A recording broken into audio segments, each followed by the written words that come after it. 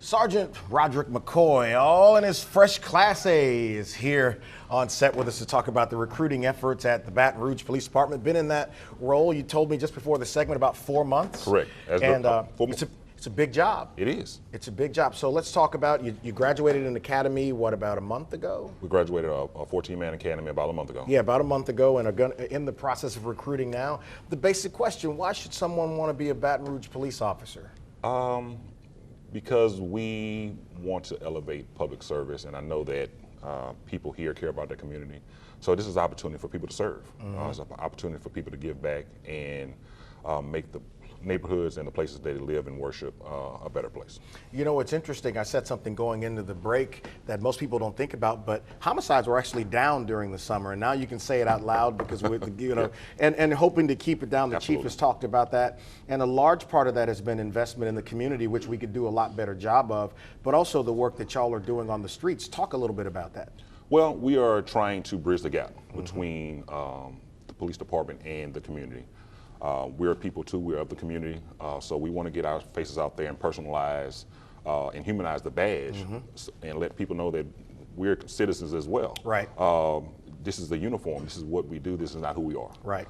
So that's my overarching thought process as far as what we want to project to the citizens of Baton Rouge is we are Baton Rouge. You know, one of the interesting things about the graduation, and I've been to, I don't know, the last maybe 10 or so, is you had a class that's mostly minority, and there was a large number of African-American females. Absolutely. Who have become police officers. The department is more diverse than I think people would think. Absolutely.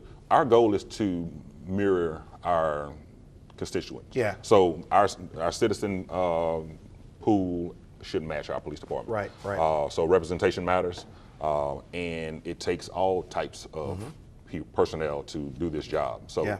all of those different people bring different things to the table, and we welcome them.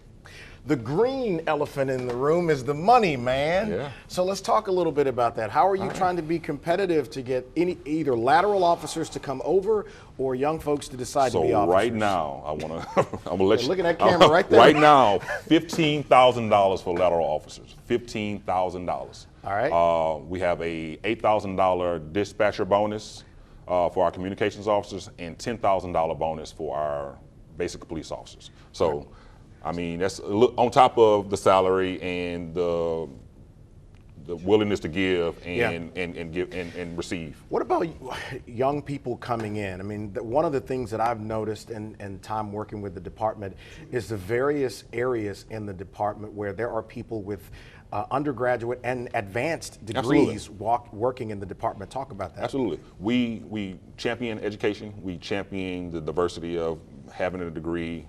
We encourage it, and we compensate for it. Yeah. And so what are the qualifications? What is if someone says, look, I want to go to gobrpd.com, spelled like we spell it down here, and find out about this because I want to apply, what's the process? Okay.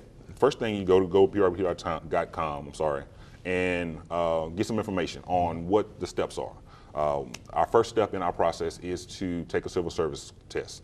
That can be offered online or in person, depending on your preference. Once you have an active score, you send us that score and we send you a welcome packet. Let you know about our intake documents, our physical assessment.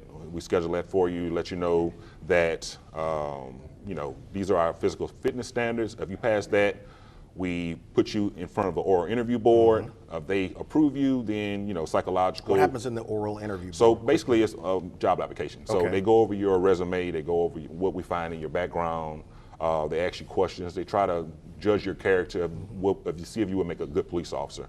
And if the board approves you, then you go to background check matrix, which is our psychological exam and our lie detector, and if you pass that and a drug screening, then we offer you an opportunity to be employed. Well, you can learn more about this at gobrpd.com, and you might have a chance to meet Sergeant McCoy and talk with them about serving among some of the finest police officers in the country at the Baton Rouge Police Department. I appreciate it, brother. Don't be a stranger. Oh, no. It's your first time doing television?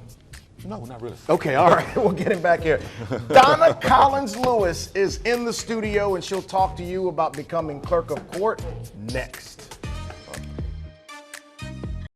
Donna Collins Lewis, former city council member, board member at CATS, has done a number of things in the community with nonprofit organizations, and currently on the BRIC board as well. Now, yes. she's like me. She doesn't want to sleep either. Yep, But the Bridge Center for Hope. Bridge Center for Hope. Yes. And now you're a candidate for clerk of court. Yes. And this is so interesting. You know, the clerk of court is very integral to what happens with our court system here in East Baton Rouge Parish. Right? Why do you want to do this? You don't have enough to do? I do have enough to do, Clay, but I just feel called to do this. Okay. I ran for the seat 4 years ago, garnered 45% of the vote parish-wide, my first parish